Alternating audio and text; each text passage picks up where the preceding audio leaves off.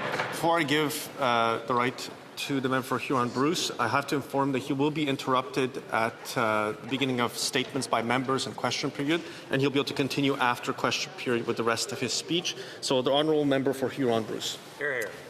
Thanks, Mr. Speaker. It's an honour to rise here today. Basically, what we're talking about today with this motion is just basically end the Justin Trudeau-style economic philosophy and the Justin Trudeau-style budgeting, and let's get back to the basics here. And we're talking about investments today and different things. And before I get started, I should congratulate the Toronto Blue Jays on a great victory and a great series.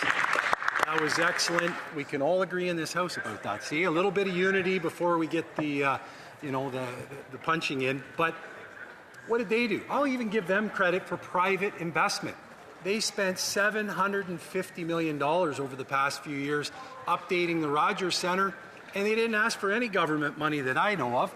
They had a business case, and they went about it, and they did it. And I think they did it on time and on budget, and now they're into the next round of the playoffs. They're getting the return on investment. And that's really what we're talking about here today. We've got to unleash the private business investment in this country. We have to become more attractive to foreign companies and our own domestic companies to make a decision to invest in Canada. But there's far too much red tape and obstruction to do that. And there was a Liberal MP that spoke about 20 minutes ago, and it was interesting what she said. She said they've created a new program to deal with all the red tape and delays in the programs. Well, guess who created all that red tape and delays in the programs? This Liberal government has been around so long, they're trying to fix the devastation that they've created, but it's never going to happen because they don't know how to fix it.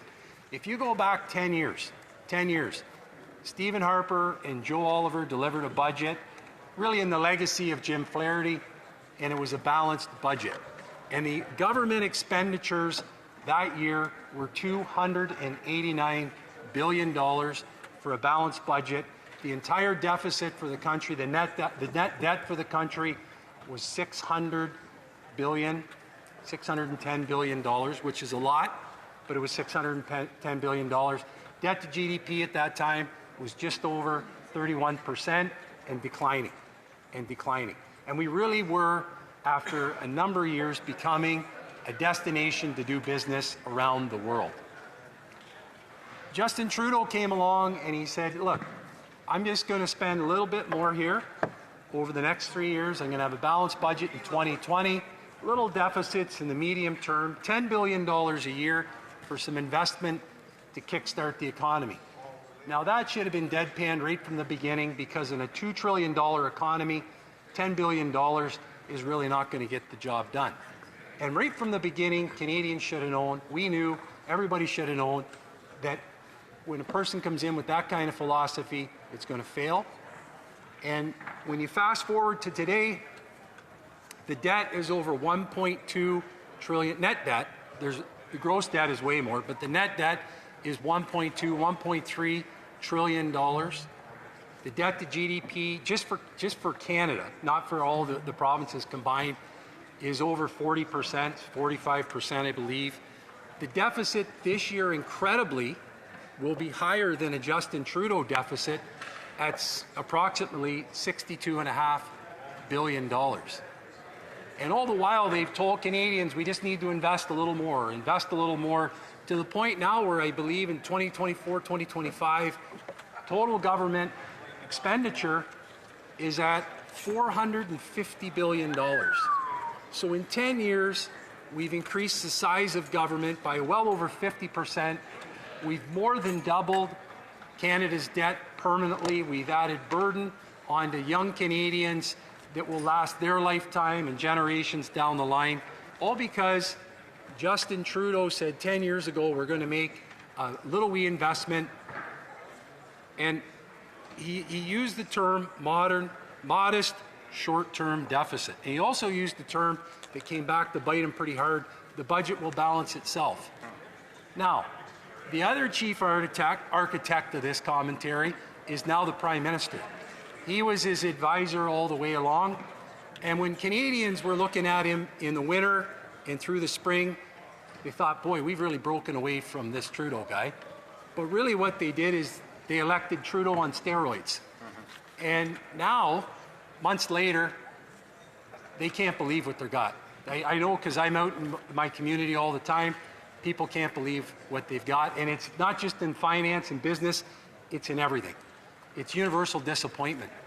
And so what we need to do is we really need to get back to the basics. We need to create an economic climate where we can invite people to do business in our country. There's transparency. They know exactly what the rules are. I mean, think how many times the rules have changed since the Liberals have been in government for 10 years. Big projects, little projects, everything's changing all the time. He also said one thing, and maybe it was the worst lie you could have ever told a Canadian, was we took on debt so you wouldn't have to. A lot of Canadians really took that literally back 5 years ago, and they are really being bit now. They're to the point where they're giving the keys back to the bank, where they're record lineups to food banks. It goes on and on and on. And it used to be 10 years ago when Stephen Harper and Jim Flaherty and Joe Oliver were putting together budgets, a young family had a future. They could afford to buy a home. They could afford to save for their kids' education, to put food on the table and not have to rely on government food programs to feed their children at lunchtime. You could afford to buy groceries and put it in your kid's lunchbox. You could afford to raise your kids, go on sports, go on a vacation. You could do all these things. You may have to work a bit overtime and you may have to save from time to time, but you could do it. Now, that dream is way out in the distance. And I just talked to somebody just the other day, and they were talking about all the boomerang kids that have come back to live with their family. You never... Unfortunately, we have to stop there. The honourable member will have a little over 3 minutes left when the House resumes orders of the day after question period. So the member for Huron-Bruce had, I understand, 3 minutes before he was interrupted by statements by members in question period. So the member for Huron-Bruce has the floor. Thank you very much, Mr. Speaker. And I really think question period today highlighted maybe the fracture in philosophies on the best way forward for the Canadian economy. And what we heard in question period today from the Liberals time and time again is let's keep spoon feeding and force feeding the failed policies of the last 10 years, and if we just keep doing it, maybe it might work, instead of letting free enterprise and the capital market move forward under its own, the ability to invest its own. And if you heard in question period today, they were talking about direct foreign investment into Canada, and the reality is it's almost zero when there's no government dollars attached to that investment. And we've seen those investments in Ontario and different places, but the reality is it would have never happened under this current economic climate unless there was taxpayer dollars involved.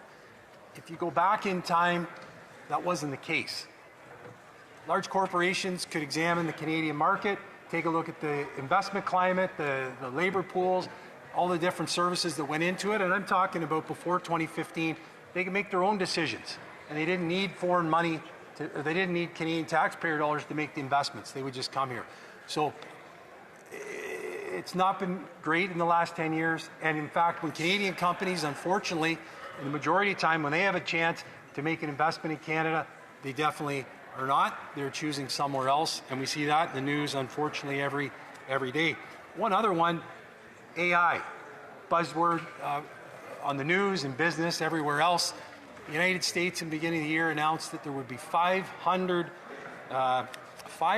million of investment in AI, the AI sector, the broader AI sector. None of that was government dollars. Those were all private dollars, and there's actually been a lot more since that. NVIDIA being a greatest example, they're allocating $100 million out of their own free cash into AI, ChatGPT in the United States. In Canada, it's pretty quiet up here. The only investment you really see is from the government of Canada. Why? Because the climate, not the weather climate, the investment climate is not great. And the other thing is, there's no extra electrical capacity in this country partially because of all the red tape in seeking approvals to start projects. There's a lot I would like to continue on with. Of course, unemployment, unfortunately, under this Prime Minister is amazingly, it's almost unbelievable I'm even saying this, it's higher than when Justin Trudeau was the Prime Minister. I don't think this current Prime Minister ever thought that would happen. And as well, 86,000 job losses since he was elected, and I don't think he ever thought that would happen, but it is. Thank you for your time, and I welcome the questions. Questions and comments? Questions et commentaires.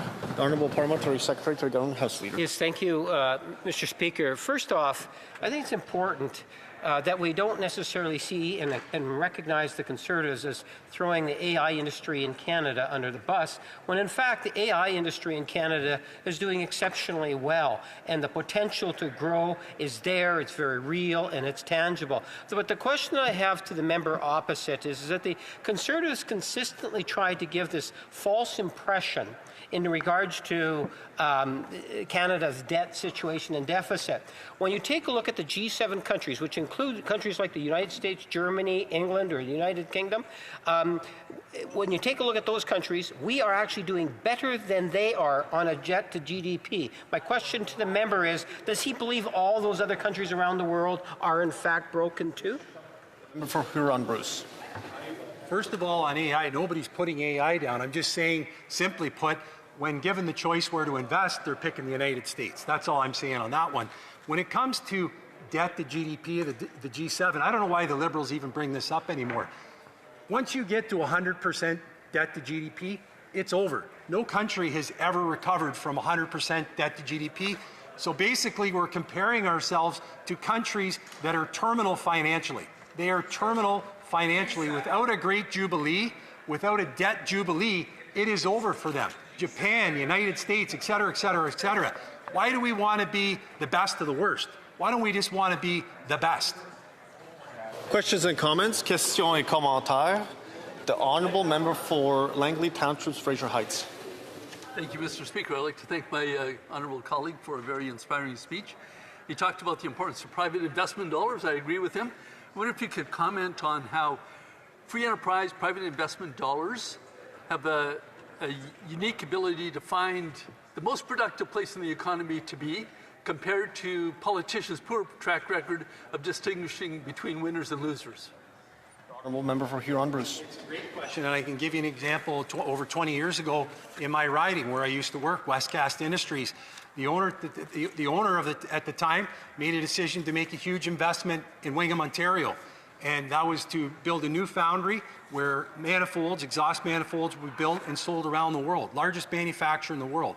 There was 2,000 employees in Ontario for Westcast Industries in 2000, 2003, 2004 time period. Do you know how many there are today? Zero. Zero. And that is the tale across many communities in Ontario and Canada, and I know the softwood lumber industry is feeling it now. Those jobs don't come back. And the dollars to build that foundry at that time, those were from private investment dollars, not government grants. Thank you. Questions and comments? Questions et commentaires. The Honourable Parliamentary Secretary to the Government House Leader. Yes, Mr. Speaker, I couldn't believe what the member said. I said that Canada was the best in terms of GDP to deficit ratio in the G7. The member comes back and he says, well, why would we take any sort of happiness out of the fact we're the best of the worst? If you have the United States and Germany and France and the United Kingdom being the worst in the world, we're in a lot of trouble, a lot more than one could possibly imagine. I'm wondering if he would apologize for making such a bizarre statement, Mr. Speaker. Is he trying to say that, that the United States and the G7 countries is on a downward trend, which is going to mean the whole world's broken? The Honourable Member for Huron-Bruce. You better ask his Prime Minister, because I'm sure he'll give him a lesson on macroeconomics. One thing, just take one measure, just take one simple measure, the price of gold. That is where stability is found for countries. When this Liberal government was elected in 2015, the price of gold was $1,200. The price of gold today is $4,000. And that's not because you've been doing a great job, it's because everybody else around the world knows the economy is broken. The economy is broken. And if the member from Kingston and the member of Winnipeg don't get it, I'm sorry. You guys are one of the ones that are sitting at the cabinet table and you're saying the ship's going great. It's not going great. It's going bad. Before I resume debate, just a reminder to members, it's through the chair, so the chair is not responsible for the price of gold.